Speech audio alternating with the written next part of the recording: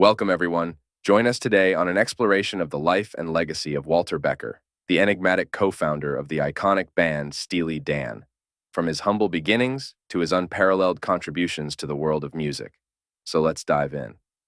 Walter Carl Becker, born February 20th, 1950, in Queens, New York City, in the United States of America. Becker's childhood was marked by the upheaval of his parents' separation and his mother's return to England, leading him to believe she had passed away. Raised by his father and grandmother in Queens and Scarsdale, New York, Becker grappled with the revelation his mother was still alive, fostering a strained relationship with her. His formative years were marked by turmoil and complexity. Growing up in a fractured family, he developed a keen sense of cynicism towards human nature, including his own. Despite the challenges he faced, Becker possessed a remarkable ability to keenly observe and mimic people, delving into their hidden psychology and translating his insights into witty and incisive art. His unique perspective and sharp wit would later become defining characteristics of his creative endeavors. Despite these familial challenges, he found refuge in music and the bustling musical scene of Manhattan. Transitioning from saxophone to guitar, Becker honed his craft under the tutelage of neighbor Randy California, setting the stage for his iconic role in the world of music. During their time at Bard College in Annandale on Hudson, New York, Donald Fagen stumbled upon Becker's guitar playing at the campus coffee shop, the Red Balloon. Struck by Becker's professional and contemporary sound, Fagen was impressed by the unique quality that resonated, likening it to that of a black musician. Inspired by their shared musical interests, they joined forces to create the band Leather Canary, recruiting fellow student and future actor Chevy Chase on drums. Despite Chase's initial assessment of the group as a bad jazz band, this collaboration laid the foundation for their future endeavors. In 1969, Becker departed Bard College without finishing his degree, relocating with Fagen to Brooklyn to pursue their shared musical ambitions. Trying to peddle their tunes in the Brill Building in Midtown Manhattan, Kenny Vance of Jay&the Americans, who had a production office in the building, took an interest in their music. Through Vance, they were offered to compose music on the soundtrack of the low-budget 1971 film You've Got to Walk It Like You Talk It, or You'll Lose That Beat, featuring Richard Pryor. Adopting the aliases Gus Mahler, Becker, and Tristan Fabriani, they embarked on a career as a songwriting duo, while also touring with Jay&the Americans. Unauthorized demos from 1968 to 1971 feature early work by Becker and Fagen, showcasing their raw talent before Steely Dan. Sparse arrangements and lo-fi production characterize these recordings, with some songs later re-recorded for official albums. They also contributed to Linda Hoover's I Mean to Shine album in 1970, released much later in 2022 due to licensing issues. After relocating to Brooklyn, Becker and Fagen faced little success until Barbra Streisand recorded their song I Mean to Shine on her 1971 album. Their luck turned when Gary Katz, an associate of producer Elliot Vance, hired them as staff songwriters for ABC Records in Los Angeles. Katz later produced all their 1970s albums, with engineer Roger Nichols collaborating closely. Nichols would go on to win 6 Grammy Awards for his work with the band from the 1970s to 2001. At the suggestion of Gary Katz, Becker and Fagen formed their own band, recruiting guitarists Denny Diaz and Jeff Skunk, drummer Jim Hodder, and singer David Palmer. They named the band after a steam-powered dildo mentioned in William S. Burroughs' Naked Lunch. Palmer joined as a second lead vocalist due to Fagen's occasional stage fright and the label's concern about his voice. After a couple of failed singles, Steely Dan's debut album, Can't Buy a Thrill, hit the shelves in 1972, featuring hit singles like Do It Again and Reeling in the Years, which reached number 6 and number 11 respectively on the Billboard chart. The album quickly gained popularity. Alongside Dirty Work, sung by David Palmer, these tracks became radio favorites. Initially handling most of the vocal duties live due to Fagen's stage reluctance, Palmer eventually left the group when Katz and Becker decided that they preferred Fagen's interpretations of songs, leaving Fagen to take over during their first tour. Album Pretzel Logic, released in early 1974, showcased Steely Dan's diversity with hits like Ricky Don't Lose That Number, reaching number 4 on the Billboard Hot 100. The album also featured a note-for-note rendition of Duke Ellington and James Bubba Miley's East St. Louis Toodle-Oo.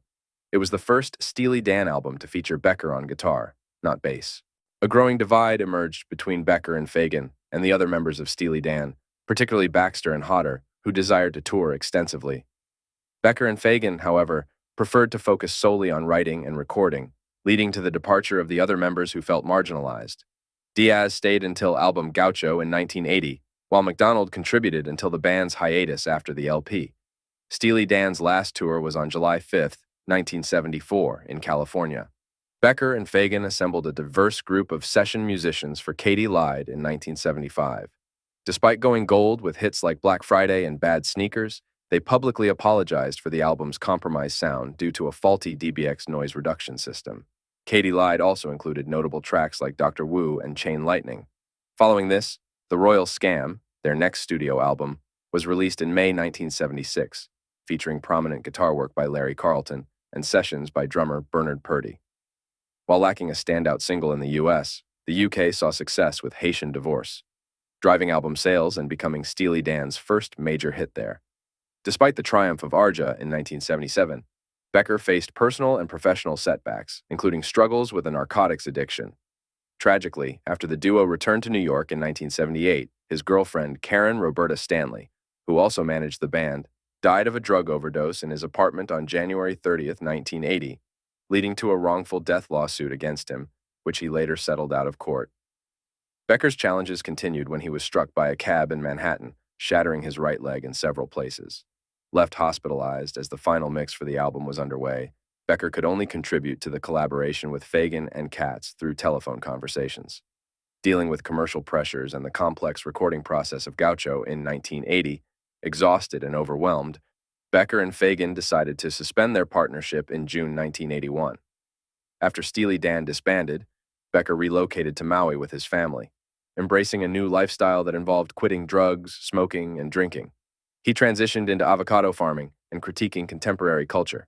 Despite his departure from the spotlight, Becker remained active in the music industry, producing albums for bands like Fra Lippo Lippi and China Crisis, and collaborating with artists such as Michael Franks and Ricky Lee Jones. He even reunited with Donald Fagen in 1986 to work on Rosie Vella's debut album, Zazu. In 1991, Becker participated in Fagen's New York Rock and Soul Review. In the early 2000s, Becker and Fagen rekindled their collaboration, with Becker producing Fagen's album, Kamakuriad, in 1993, followed by Fagen co-producing Becker's debut solo album, 11 Tracks of Whack, in 1994. Steely Dan also embarked on their first tour in nearly 2 decades, leading to the release of their live album, Alive in America, in 1995.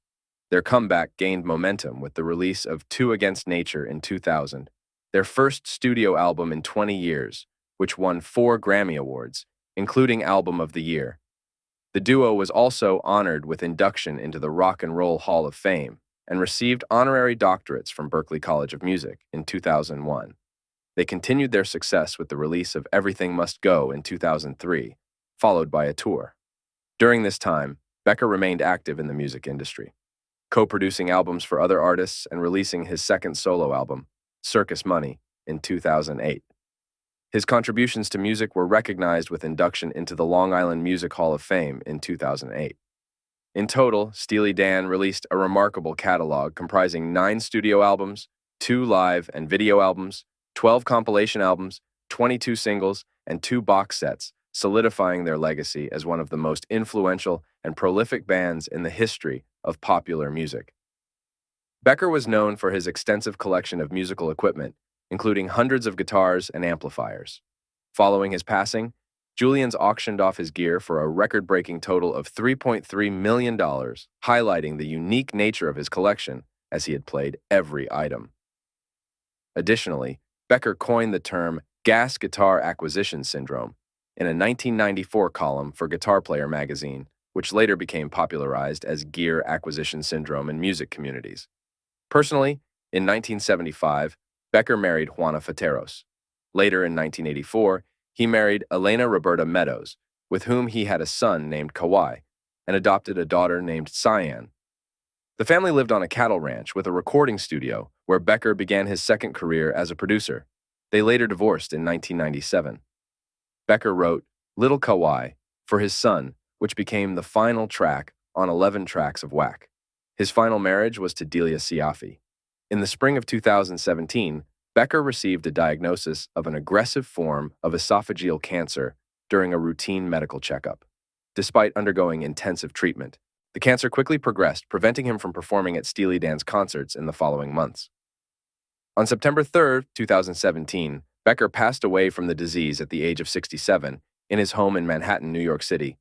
At the time of his death, no specific cause or details were disclosed, but a statement released by his widow, Delia Becker, in November shed light on his battle with the illness. In a media statement on the day of Becker's passing, his longtime friend and musical partner, Fagan, remembered him as smart as a whip, an excellent guitarist, and a great songwriter.